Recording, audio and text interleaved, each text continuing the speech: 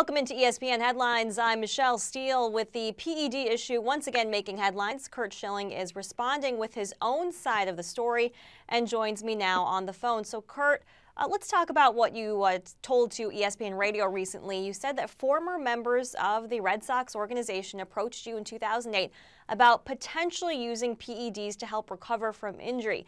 Obviously, there are some names since then that have come to mind: Terry Francona, Theo Epstein, Jed Hoyer. Let's bring some clarity to the situation. Were any of them involved in that conversation? No, they were not. No, and you know, in the way the question was posed, it was a conversation. It was a conversation that happened in the clubhouse between a member of the organization and myself. It wasn't members plural. It wasn't a bunch of people.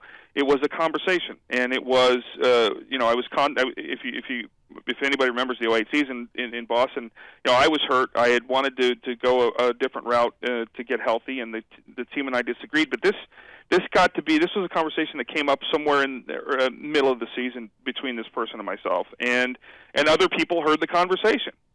You know, and you know, I apologize to anybody in the organization that's getting, or former members of the organization that are getting hounded, because it didn't dawn on me that my comment yesterday, ending my comment when I did, was going to bring about the grief that it did. But you know, one of the things that I didn't follow up with yesterday was in defense.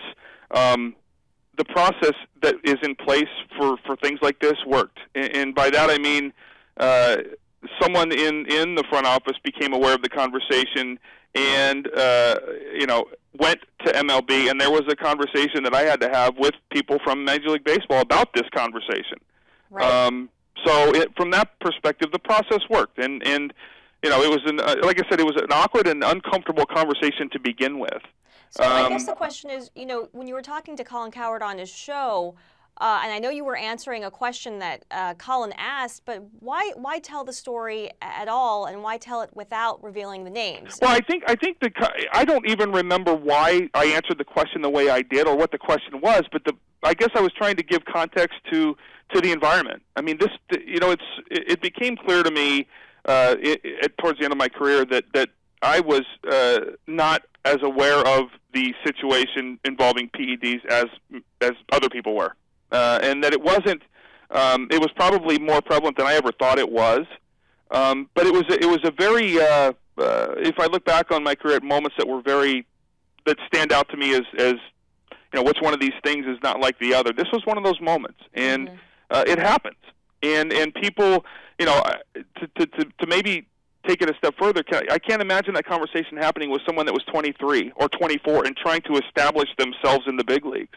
Maybe it doesn't ever happen, because I was at a point in my career when I guess what my opinion was, the person was thinking, well, it doesn't really matter because you're at the end of your career now anyway. So, but and the other thing is, I'm not really sure what naming names would have done nothing but naming names. I mean, it's just, you know, why would I do that other than for people that want to know who said it? Now, Curt, people are going to continue to speculate. You say that it wasn't Tito. No, it wasn't Epstein, anybody in uniform. It wasn't Jed Hoyer, but people are going to continue to speculate about who it was. Right. So is there anything that you want to say on that subject? No, it wasn't anybody in uniform. It wasn't Theo. It wasn't Tito. It wasn't Jed Hoyer. It wasn't one of the owners. It was somebody that was involved in the day-to-days. And you know, it wasn't Paul Lassard. It wasn't Russell Nua or Jim Rowe or anybody. But it was, you know, again, it was something that you know, obviously, like a lot of things I've said in my life, I like to go back and probably change my answer to the question so we're not having this conversation, but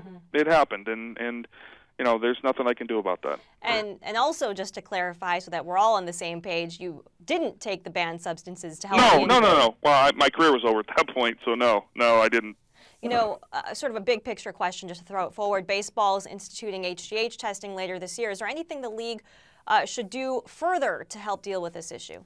No, because I there's only so far you can go before I think you start to see a law of diminishing returns. And I think that there, you know, again, people might not know this, but you know, if there's even a conversation had in the clubhouse, Major League Baseball investigates, and they have done that for a couple years now. But this is a race, and it's going to be a race forever. It's going to be a race between the creators of these substances and the law.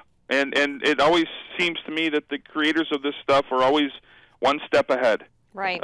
Because of number one, the cost is just exorbitant to try and keep pace. But you'd like to think that the only way this changes, I think, from a player's perspective, is stiffer penalties. If your career is potentially in jeopardy for being caught once, then I think you start to see legitimate, impactful sort of results. Right. We'll see if one day the penalties will outweigh the benefits. Curt Schilling, thank you so much. Again, Curt Schilling, one of our analysts here for baseball, clarifying some comments on the PED story. I'm Michelle Steele. Thanks for watching ESPN Headlines.